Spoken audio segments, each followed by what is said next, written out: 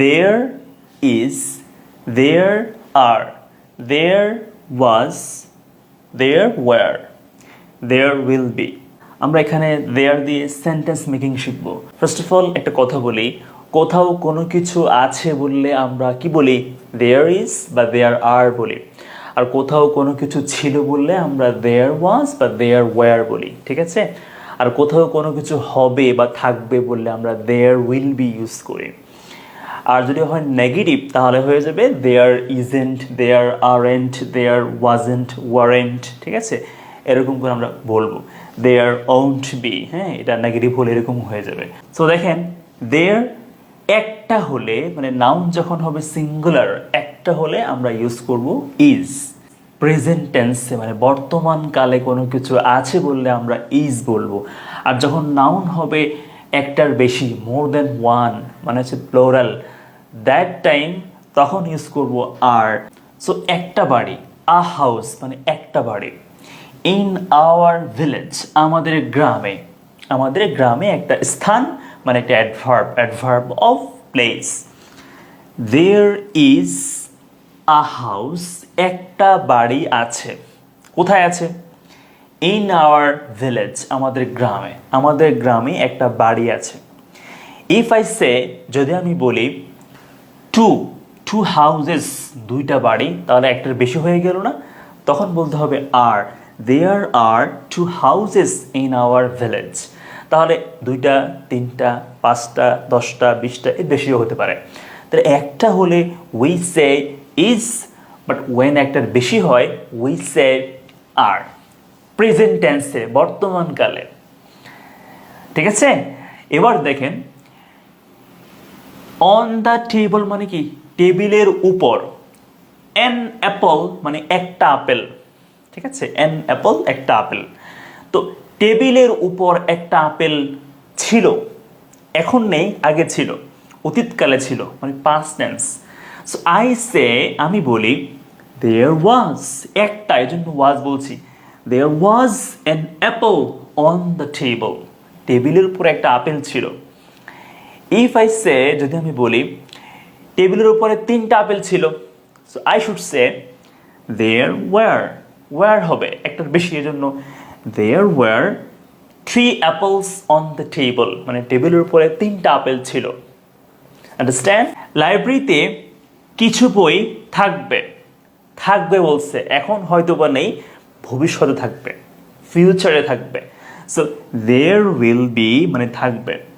There will be some books কিছু বই in the library মানে লাইব্রেরিতে কিছু বই থাকবে, একটা স্থানে কিছু থাকবে। So there will be, will be. হয়েছে, হয়েছে মানে কি? মানে রিসেন্টলি এটা হয়েছে, হয়ে এখনো আছে, প্রেজেন্ট আছে।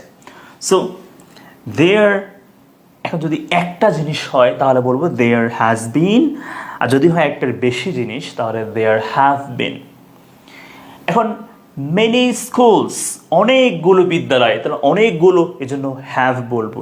দেয়ার have been many schools in the city মানে এই শহরটিতে, এই শহরে অনেকগুলো স্কুল হয়েছে, হয়েছে বলেছি আমি, ঠিক আছে?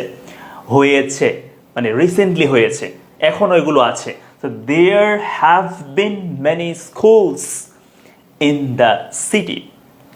এবার দেখেন যদি বলি এই শহরে অনেক বালি হয়ে গেছে, বালি হয়েছে, হতে পারে there has been much sand in the city এই শহরে অনেক বালি হয়েছে।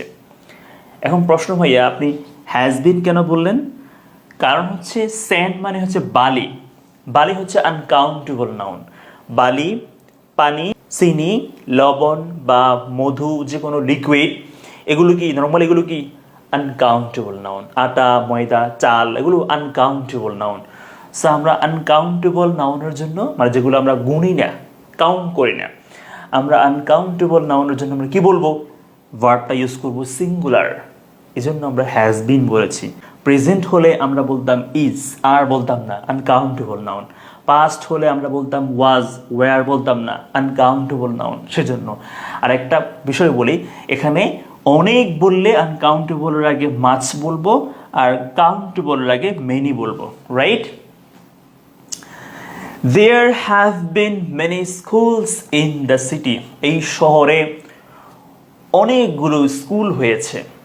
নাও আপনারা কমেন্ট করে আমাকে বলবেন যে এই শহরে একটা বড় শপিং মল হয়েছে, এটা ইংলিশটা কি হবে? কমেন্ট করে জানাবেন কেমন?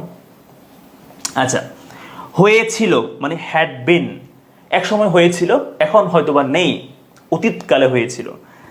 There had been a lot of trees, অনেকগুলো গাছপালা, around my garden, আমার বাগানের আশপাশে, চারদিকে, আমার বাগানের চারদিকে বা আশপাশে অনেকগুলো বৃক্ষ হয়েছিল, এখন হয়তোবা সেগুলো নেই, আমি এই জন্য হ্যাড বিন বলেছি।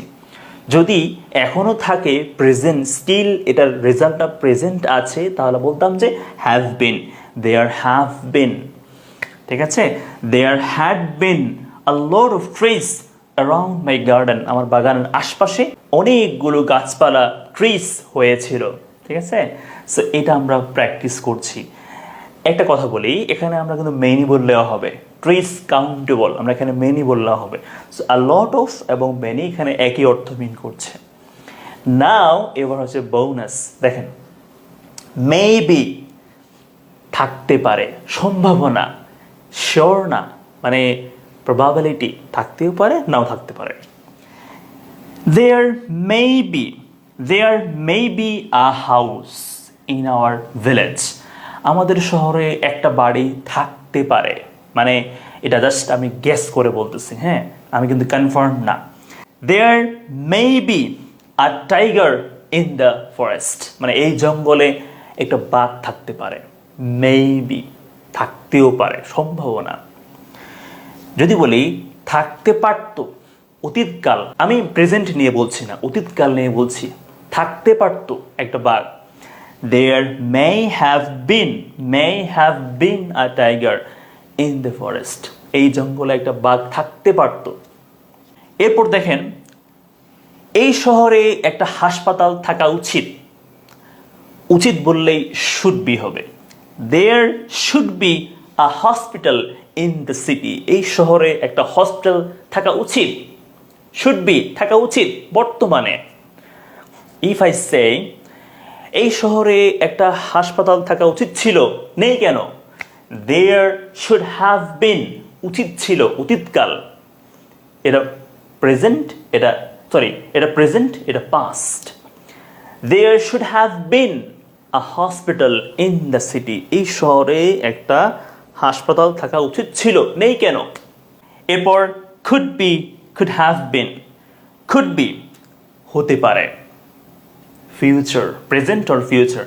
There could be a shop next to my house. আমার বাড়ির পাশে একটা দোকান হতে পারে। There could have been a shop next to my house. আমার বাড়ির পাশে একটা দোকান হতে পারতো, could have been. সো এগুলো আপনারা প্র্যাকটিস করবেন, অনেক বেশি ইম্পর্টেন্ট।